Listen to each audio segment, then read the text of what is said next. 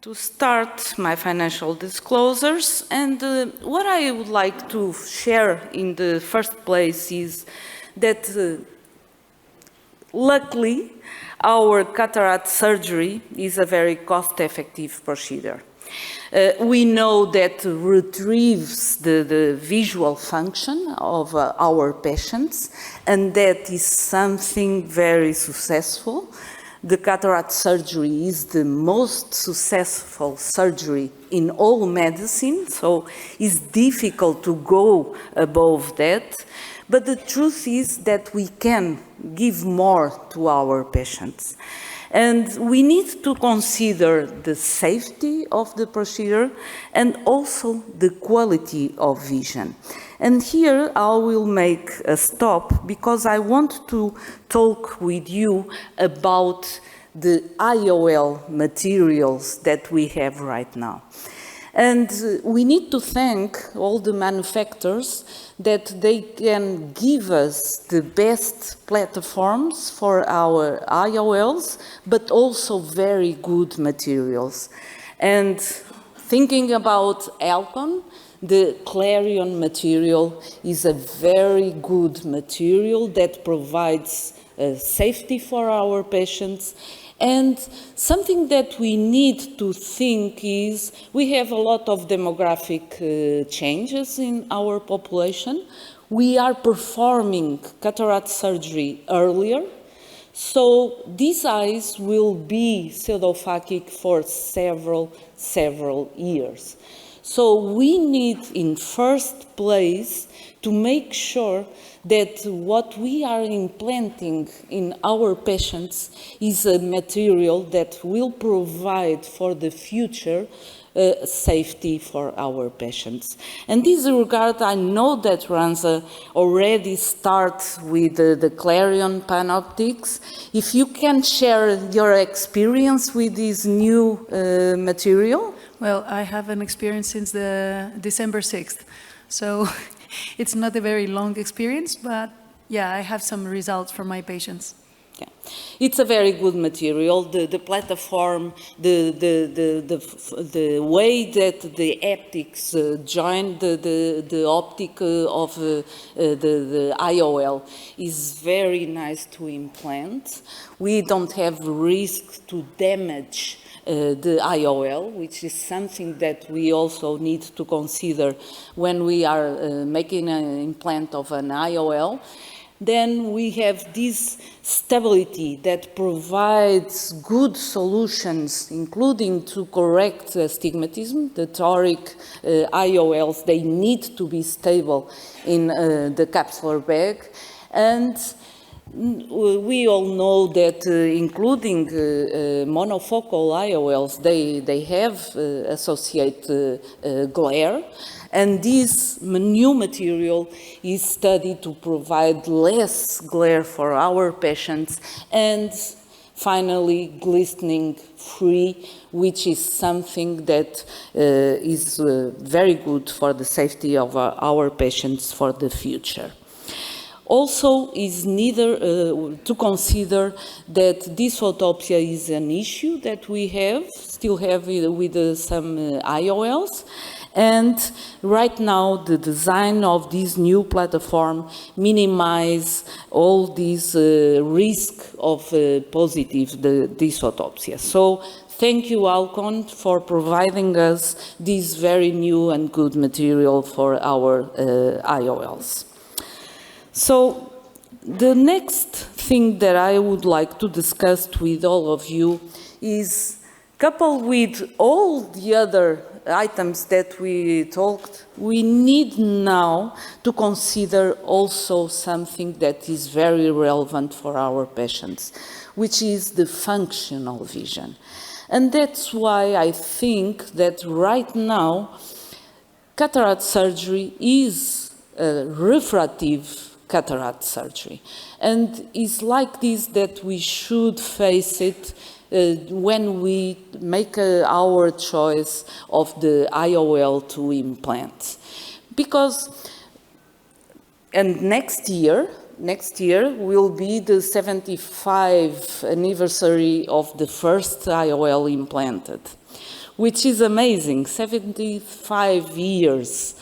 And we've had so many changes in the way we can provide more to our patients.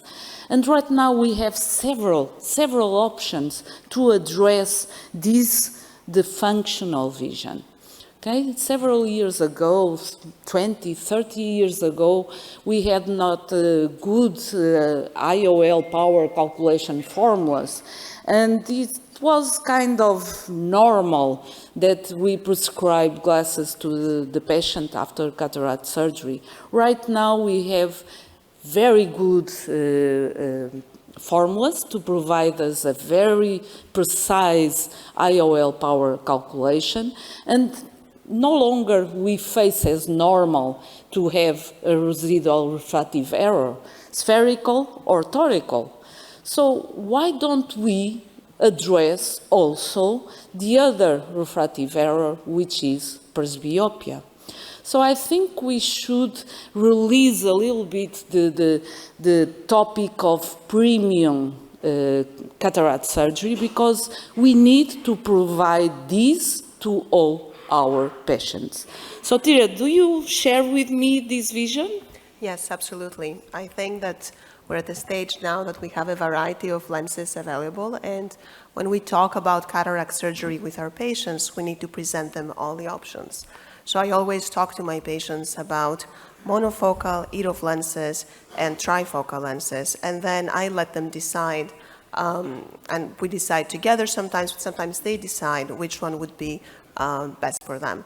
And because we know that premium lenses are usually higher cost, they have higher cost, I'm surprised. I don't discuss cost with them, my assistants will do, and I've been surprised by how many patients will actually choose the higher cost lens that will give them some freedom from glasses, even though I was thinking before that maybe their socioeconomic status wouldn't allow them to do so. So it's really a priority that the patients will decide if they have the option. So. Okay. So let's go ahead, and of course, as I said, we need to think about all of this in a long term for our patients. And also, we need to consider that right now, the lifestyle has changed a lot, and demands a lot of flexibility to perform in different tasks in the day, different distance that we need to see well, and for a long time, because people also are working until more late in life. So we need to consider that. That is something that intrigues me, and we had this study that we have published, and with this study we measure for pre-op patients the distance that they need performing their tasks in the daily life. They use a special device to measure all the distance that they use for 36 hours, and it was amazing, the results. I would like to share to you. As you can see, intermediate vision and near vision represents more than the needs that these patients have for far vision. So this graph really expresses the need to address the presbyopia correction in cataract surgery. And also it's very interesting to see that a great amount of time these patients are performing tasks in mesopic conditions. That's something also that we need to make some rehabilitation with our patients. Did you both have this notion that so much time is spent in intermediate and near tasks? For me, it's the first time I see this graph, and I'm really impressed. I thought it was distance more, to be honest with you, yeah. So it's something that we really need to keep in mind when we are making the pre-op for our patients. And it's true that this is also all related with the ability to perform well in the different tasks that people have. And again, we need to consider the aging of the population and the increase of active years and aging working force. And this is something that is not only a personal matter. This has also social and economic consequences. And there is something in this graph that I like to address always is the self-regulation. Why? Because sometimes we measure our outcomes with the PROMs, the subjective outcomes of our patients, and they don't report things that they used to like to do, but they don't do anymore because they don't perform well at that distance. Sometimes it's using the computer, sometimes it's reading, but we need to consider to give the opportunity of our patients to perform well in several distance.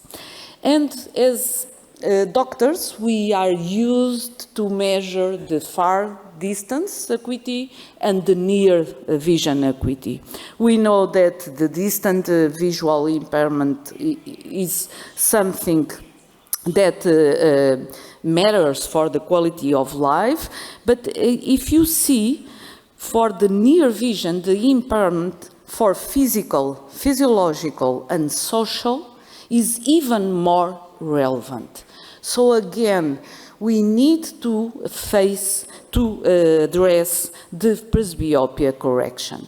And the final outcome for our surgeries should always be the functional ability as a main outcome. Well, this takes us to our options, and we know right now that we have several different options to correct presbyopia in our patients, and sometimes we need to balance some issues, because we know that, for instance, if we provide more depth of field, we can have more functional vision, but we need to consider that we should not reduce the visual quality, and we should try to avoid to have much dysphotopsia. So this is all the things that matters to us when we are choosing our IOL. Several years ago, we didn't have all these options that we have now, and sometimes surgeons make the choice to address monovision with monofocal IOLs. And the presbyopia correction IOLs that we had at that time were the bifocals that we know that did not address the intermediate vision. And look, the patients complain about that. They demand more intermediate vision. And if we see how was the evolution of our choice in presbyopia correction IOLs, and this is part of the survey of the ECRS, you can see that between all the years, we have an increase in trifocality, and also we have an increase of EDOF IOLs, which address precisely the intermediate vision. So we have different types of strategies. I still think that provide everything is the best option when we can. And if we can, and we'll discuss that for sure here in this session, we can provide a trifocal IOL, which addresses the distance to near and also the intermediate vision. And if we cannot, because of dysphotopsia issues or some diseases that we have. We'll discuss that later. We still have this good, very good choice, which is the EDOF IOL that provides distance to intermediate, and we'll reserve the monofocal IOL for the cases where we really cannot afford to correct the presbyopia. Are you in agreement with this top-down strategy for our patients? Yes, absolutely. I think we need to discuss with the patients all the options and then discuss their daily activities, their needs, and then come up together with the best lens for them. Like, it's a mutual decision that we make, both us and the patient, once we give them the appropriate information on all the lenses, and once they understand that each lens offers different advantages regarding distance, near and intermediate vision. Another trend that we see now in the surveys that we make to patients is that they complain not receiving the information in the time of the pre-op evaluation about the options they have. And that is something that we really need to discuss with our patients, because sometimes we can face the post-op complaint about my neighbor was another option that I didn't have in the pre-op evaluation. Do you, Rana, always discuss with your patients the different options? I always discuss with the patient the different options, unless the patient has some serious ocular comorbidity that wouldn't give him the alternative to have a trifocal or maybe a EDOF, or he she wouldn't benefit from that. Otherwise, yes, I always talk to the patients about their alternatives, and I'm trying to be very thorough about it.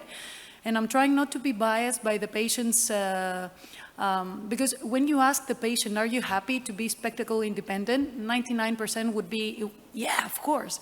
But you shouldn't be biased by the patient, because sometimes they are not suitable for this. But I always talk about it, yes. Yeah, I agree. It's not a choice of the patient, it's our choice.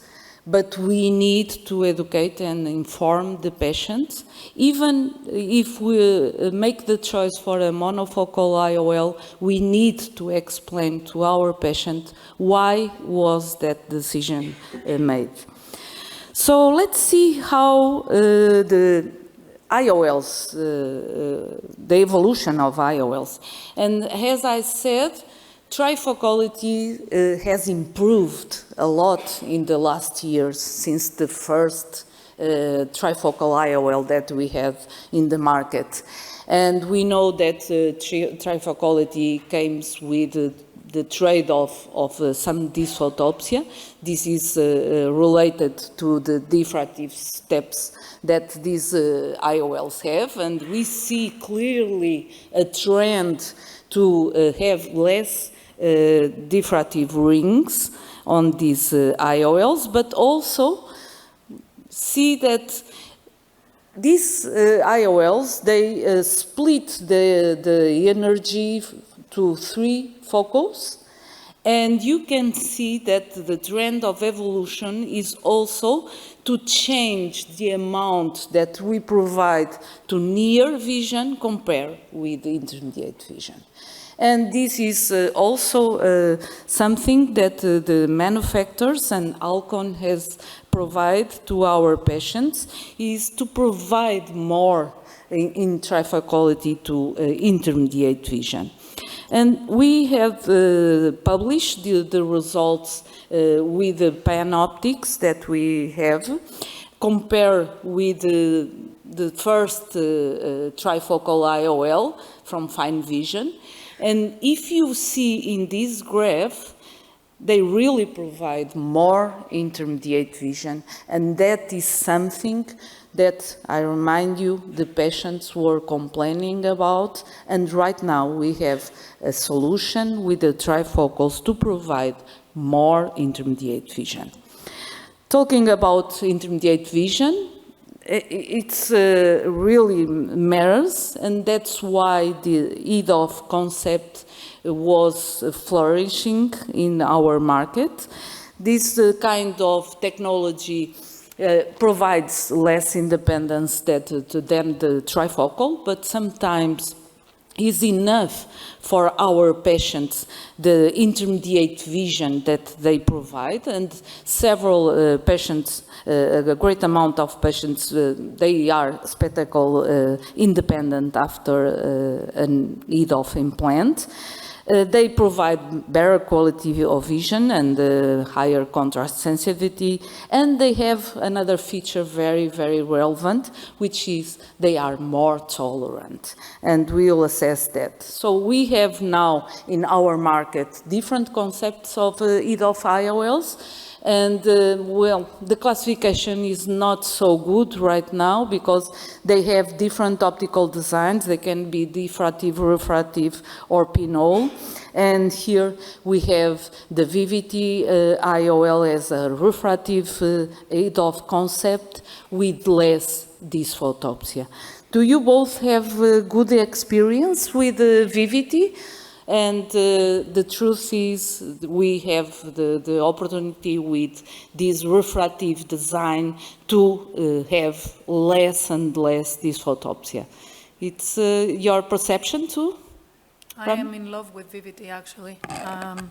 VVT gives you the opportunity to offer this to more patients, and it's a need of lens that corrects intermediate, functional near, and very good long distance, that also has the monofocal profile in halos and disturbances, so you can offer it to more patients.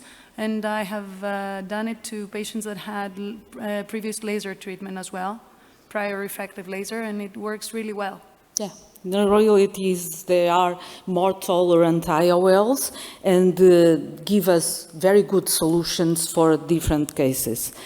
I share you my experience with some EDOF concepts and also the enhanced monofocal IOLs. As you can see very well in this, the focus curve, compared with the monofocal standard, the enhanced monofocal can provide a little bit more of intermediate vision, but they are not a EDOF concept as ANC has defined.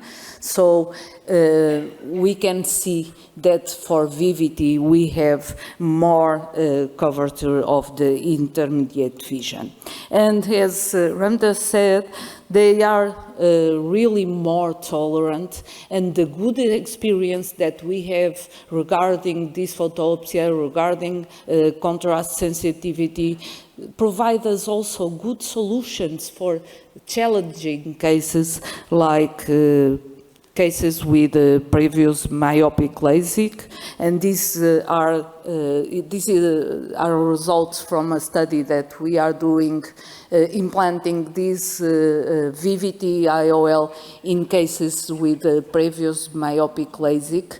I show you here the curves of 4 patients for contrast sensitivity, photopic and mesopic conditions with glare, and as you can see, they provide very good results, which is something that provides more solutions for more patients. So, yeah, this is a puzzle that we need to address. We need to understand very well our preference. We need to understand the needs of the patients.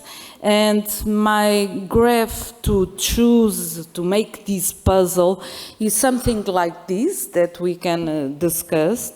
Well, I consider here age, not because an older person cannot be implanted with a trifocal or a need of IOL, but of course younger people, they need to perform well for more years, so I think if a trifocal is suitable, should be implanted, if not a need of, and only in the last place a monofocal. And also we need to assess very well the daily life activities of our patients, if they need more near vision, if they have a more longer arm or a shorter arm, what they do as hobbies in the day life. That is something that we need to spend some time with the patients. How do you manage this time share that we need to have with the patients? Do you have technicians that talks with the patients? Do you prefer to do it yourselves? So for trifocal IOL patients, I have a questionnaire that I use. So the patient, while they're sitting and dilating in the waiting room, they will fill out the questionnaire. That also the last question is how easygoing they are or OCD they are in terms of their personality. And then when I see the patient, I will review that questionnaire with them, and then I can advise for or against such a lens.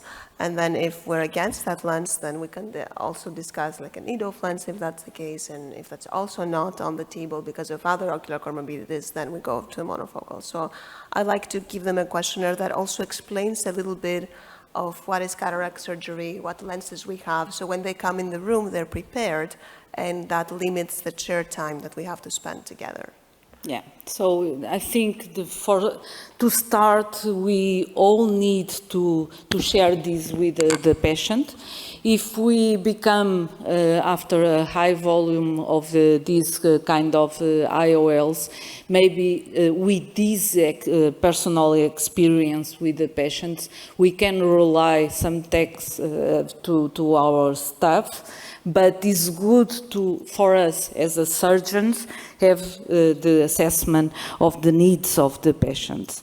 Also, if they need to drive on a night drive or not, that is something that we need also to assess. And then issues like the personality and if they are or not personalities tolerant to have this photopsia. Although we all know that if we have bilateral implants of trifocals, this photopsia that they have after the surgery, with binoculary there is a summation, so they improve a lot, and there is, and is now approved, the neuroadaptation that happens in 3 months. They will be no so bothered with this photopsia, and at 6 months they doesn't bother at all. Is that also your experience, Rama? Sorry, actually the cost is a very big issue here in Greece. Most people don't have private insurance, and therefore they have to pay it out of pocket. So although you want to offer it to more patients, patients are not, they cannot afford it. So, but as Sotiria said, sometimes you don't feel that the patient is suitable for this, or the patient could not afford it, but eventually you find out that the patient has some money saved for the final years of her life, and then eventually they choose to have an EDOF or a multifocal lens. But it's something that you have to be able to balance there. Yeah. Okay, so that's our chart, and just to end, really I want to say that for me the correction of presbyopia is an opportunity to improve more than visual results for our patients. Just to finish, and before our clinical cases, I would like to invite you all to our next winter ECRS meeting in Frankfurt. We'll have all main track to discuss the intraocular refractive surgery, and also to show you the banner for the main congress in Barcelona in September this 2024. Thank you so much, and right now I invite Ramna to show the clinical cases. Thank you so much.